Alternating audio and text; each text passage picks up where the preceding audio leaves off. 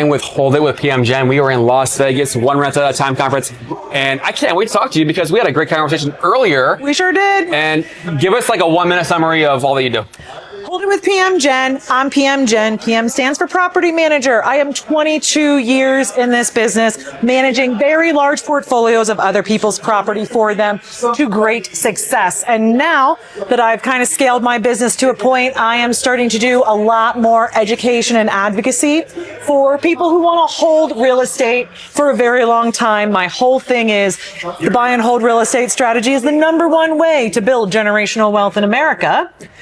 But we don't actually teach people how to hold it, how to solve the problems that come up and how to actually manage it. And so I want to do a lot more content and education and empowerment on that. And I think that's a really great legacy to leave. So I'll do that. Okay, so you're in Pennsylvania. Oh, yeah. Mid, north, or what? North Central Pennsylvania. North Central. Williamsport, home of Little League World Series. Yeah. Okay, can you give me one example of how you've helped a struggling property manager? Gosh, yeah, so let's use, okay, so we'll use this example. So it is a 3-unit and a 5-unit. All right, so you've got 8 units, and when he comes to me, he goes, hey, it's time for me to talk about property management. He didn't actually tell me things were so bad, but when I signed it, out of those 8 doors, only 1 was paying rent.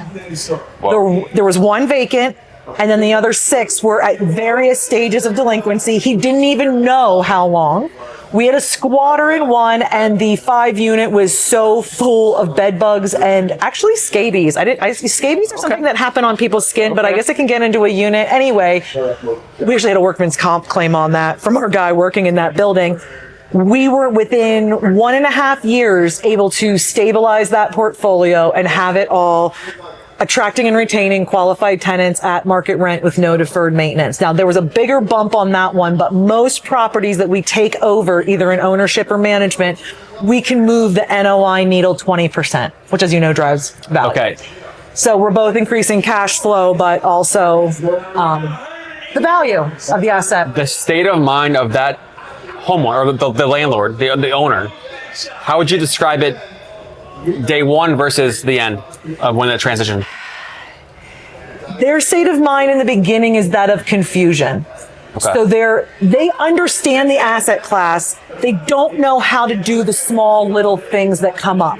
And so they felt very empowered in the beginning. They start hitting these roadblocks and they get confused and they sense a lack of support. Because the realtor that they went to for all the help to buy it isn't of support to them. That Facebook group that was so encouraging actually gives them 14 different responses to their questions. And by the way, their friends and family are now saying things like, I told you so. I told you couldn't handle it. That's right. I told you this was a dumb move, right? Just, you can feel that emotion that person's probably feeling. Afterward, they have a very different approach. It is more risk aware, but it is more confident in their ability to grow. So what I'll hear from clients that are coming in is like, we'll see. And then after a year or 2, they go, I want to buy more. I'm like, I know you do, boo. You all do. You all do. Oh, yeah. When it gets easy and it's doing what you expect and you are not suffering, you're not, my friend Pablo calls them KTAs, kitchen table arguments. And you can imagine, I know you've got a bunch of little hellions, you know, you and your wife sit down to dinner and you talk about things, right? Is it going to be the recital tomorrow night? Does the car need an oil change? Whatever. What if you're talking about the unit that won't rent, the tenant that won't pay? I told you we shouldn't have done this. That hurts. And those KTAs keep people from holding the property over the long term. But if we can work with people through this hold period, if we can teach them or give them resources, right? For some people, it's do it yourself. You need to get content from me to learn how to do it yourself. Other people need to consume my content to know they need to go find a good pro. And that's okay. It's just whatever you're made of or want to do, right? So your content that you put out there, I mean, you're not a plain Jane. You're not like a in the box. You're kind of you like to have fun. I'm a wild cat. You keep it real. So you like to have fun on air. You keep it real. Absolutely. You ain't gonna be a plain Jane out there. So in that respect, is there one person that you would just love to have dinner with? Yeah. Not from the respect of how entertaining they are, but I admire Susie Orman.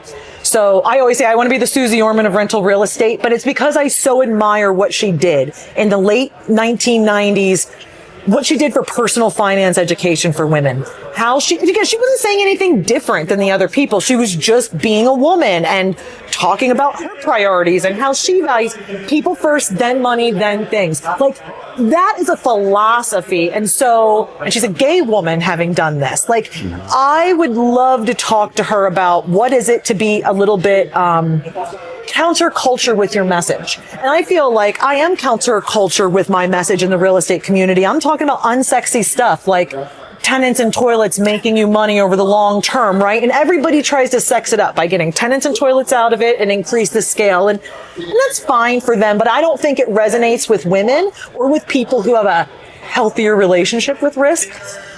Yeah. And that's fine. Listen, it's for everybody. But if you have a healthy appreciation for risk, I think you need a role model out there. And for me, Susie Orman was that in the late 1900s. And so I would love to be on her fishing boat with her partner, because that's what they do now is deep sea fish. Believe me, AI has made images of us on her boat. Right. What's the hardest thing about your job? Oh, the people. Yeah. And so, like, here's the thing, and that's not owning real estate. Like, that's not the hardest part about owning real estate. I don't even really know the hard part of that. That's not that hard. The property management company, which is 15 full-time employees, and then, of course, vendors and partners and all that kind of stuff. It's the interpersonal relations. And you've called it. I'm a show pony, right? I use my personality. I use this power. And in a workplace, when we're talking about reports and late rent, it's not quite as fun as it is here at ORAT in Las Vegas. ORAT Celebration Year 3. Like, it's a real hoot and a half here over drinks later, but it's not in the staff meeting. I'm a strong cup of tea. So, and it's not because I'm a bad person. It's just this personality and how driven I am. And so the people and things that saved me were EOS. So I'm a traction devotee. That structure to put that respected my enthusiasm and ideas, because I'm the visionary, and if you're familiar with the setup, the visionary is the most important, in my opinion. My sister, the integrator, would say otherwise. But it had a place to put all that structure and ambition, and it really gave it respect, and it gave me a way to accomplish it. And so I've seen a lot of growth there. Also, I just got out of the shit I'm not good at. I have a director of operations. Like, I'm not in the hiring process anymore. And guess what? People don't quit. All right, last question. What is the one thing about 2026 that's got you the most pumped up? I am so excited that this kind of begins what I'm calling the entry door into the cycle. So if COVID was the exit door, and that's your sell time, so old investors, I'm old. Okay, you can sell, because I'm famously buy and hold forever and ever. When are you allowed to sell? When you're really old and there's an exit event. So you had an exit event where prices were high, you were going to do really well on the timing of your sale. But if you're looking to get in, the entry door window's open. The entry window is open. I think the next 3 years are going to be pretty active.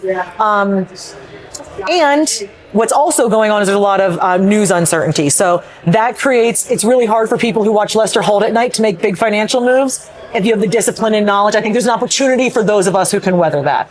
If you have the right long-term perspective. If you got the stones and the long-term perspective. I do. Do you? Yeah. Thanks for making time. You're very welcome. Appreciate it.